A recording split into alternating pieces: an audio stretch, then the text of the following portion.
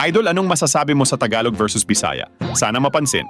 Hindi ako Bisaya at hindi rin ako Tagalog. Pero para sa akin walang binatbat ang mga Tagalog sa mga Bisaya. Ang mga Bisaya marunong magtagalog. Yung mga Tagalog marunong bang magbisaya? Ang mga Bisaya kaya nila ang trabaho sa Maynila. Yung mga Tagalog kaya ba nila ang trabaho sa probinsya? Kahit pa sa suntukan, walang binatbat ang mga Tagalog na yan. Kahit na mag 1 versus 3 pa ang laban kasi ang mga Bisaya pandak pero batak ang katawan.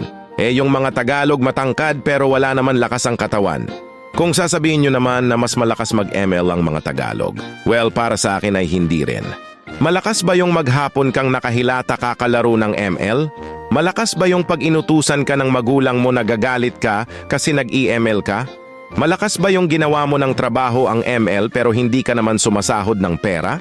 Putang ina, hindi nila kinalakas yan. Alam nyo kung ano ang tunay na malakas? Ang tunay na malakas yung nakapag-mythical honor ka kahit na hindi ka palamunin sa bahay. Yan ang tunay na malakas.